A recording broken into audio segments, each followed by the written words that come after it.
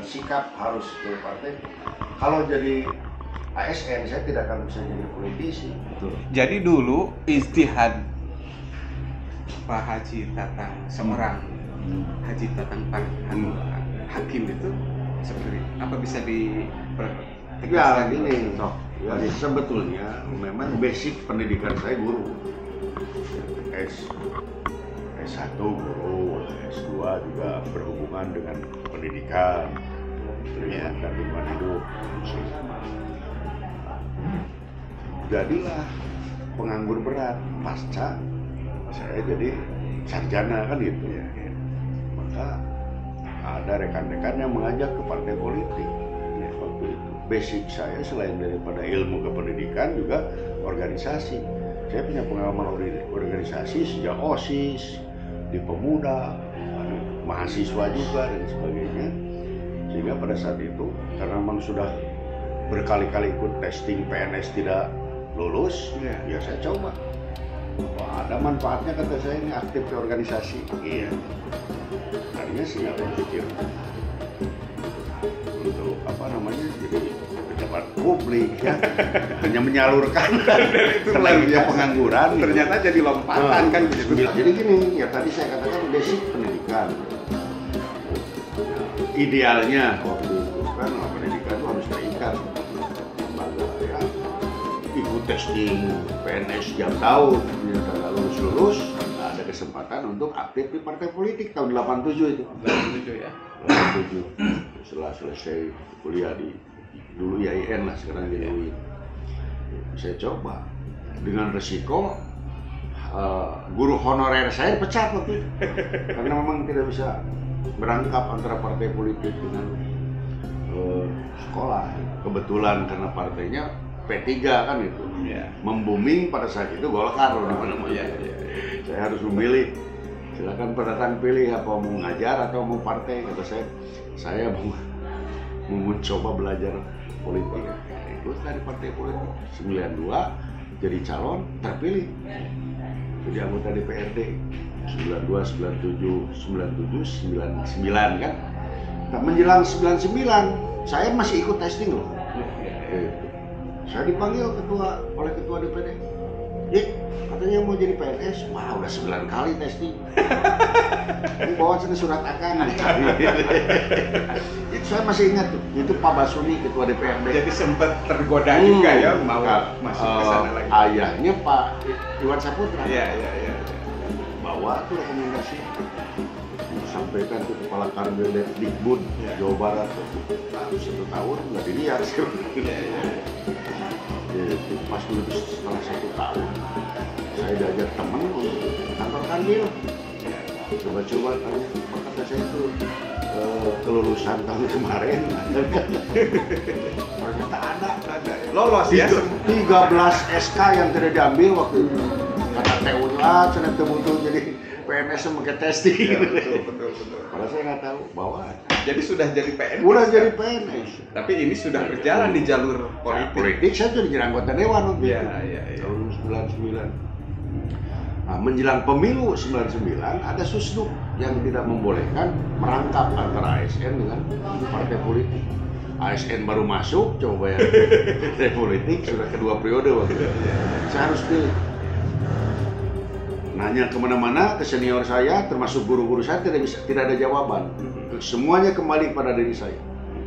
Silakan kecenderungan hati Anda kemana kan gitu. Praktis jawaban saya.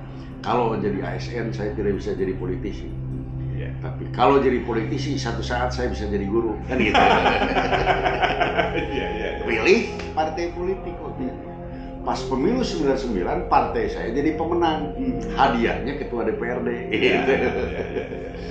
Begitu jadi ketua DPRD. Itu pasca reformasi ya? Iya, pasca reformasi. 99 tahun 2001 awal ada pencalonan bupati.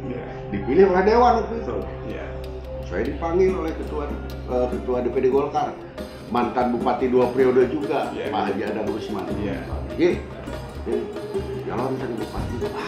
Kan ketua ketua dewan ya karena saya tahu. Udah cina itu kan P3 pemenang 11 kursi, Golkar 8 kursi waktu itu.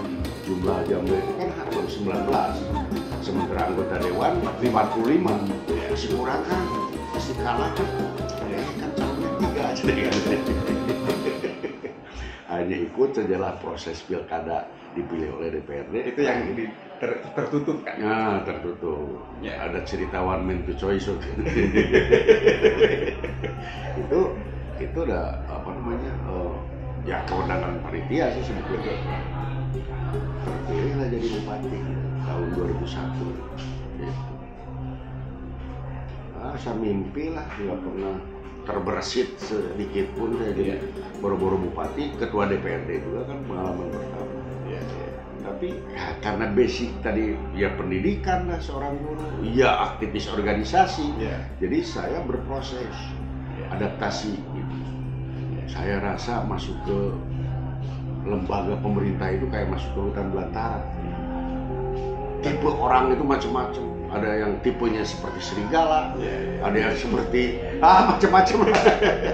Tapi terus, jadi ternyata pengalaman organisasi begitu sangat berharga bagi saya. Alhamdulillah. 2001, 2006 itu saya sudah tidak minta. Tokoh, ulama semua sepakat, udah maju teruskan.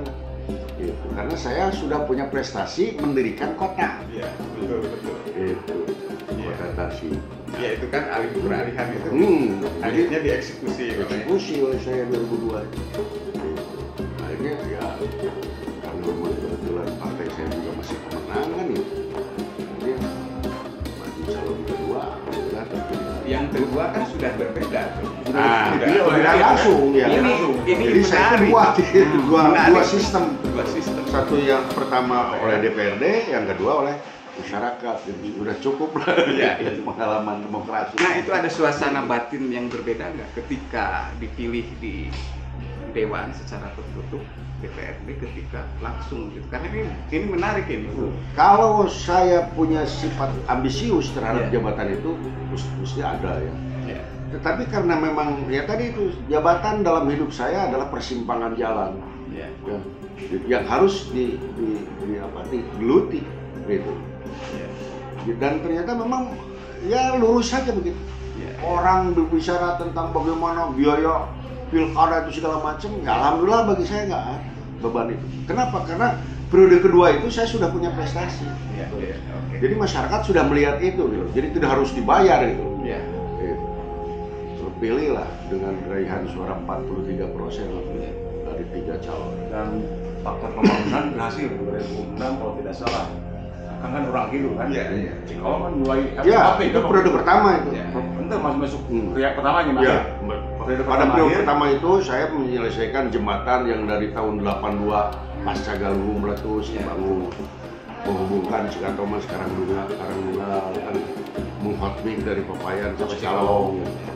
Ada jalur-jalur lain lah, termasuk Ramayana Suryalaya lah, pergerakan Karaju Gedung Gambir, Curah Mega, Darawati. Indikator keberhasilan yang sangat betul lah, jelas. Alhamdulillah yang menjadi prestasi lah bagi saya itu adalah tinggalnya dan tidak bisa dihargai oleh materi. Saya selamat 2 periode. Lolos walaupun sebetulnya ada ya. Apa namanya serangan dari itu mah sudah biasa kan dari berbagai sisi sudah biasa. Gitu. Saya mencoba bagaimana ya membangun komunikasi, bisa meredam konflik karena itu kan pasca konflik juga kan secara nasional kan pasca kerusuhan Tasik itu. Tapi terus saya bangun komunikasi dengan semua elemen, semua lembaga dan alhamdulillah 10 tahun itu. Kadang-kadang mahasiswa kalau 3 bulan atau 4 bulan sepi nih, mahasiswa saya panggil, lu jangan diam aja lu aksi lo. Kangen ya. Nah, itu dimanfaatkan oleh saya sebagai kontrol. Kontrol politik lah, kontrol pembangunan, kebijakan dan sebagainya. Ini malah kangen di demo ini. Kalau sepi-sepi. Iya. Oh paling bahaya kalau di mata politik itu apa namanya? Adem-adem saja itu penuh tanda tanya. Karena satu saat politik bisa menjadi bom waktu kali. Bisa meledak. Bisa meledak. makanya terus dikontrol. Api dalam sekam. Nah, selain daripada saya turun, saya membangun kekompakan antar musbida, turun ke kecamatan, di tengah masyarakat, begitu sangat harmonis. Kan masyarakat juga segan ya bupati dengan musbida. DPRD 3 periode, bupati 2 periode. Apalagi sudah. Nah, pasca itu kembali ke ijtihad pertama, jadi harus jadi guru.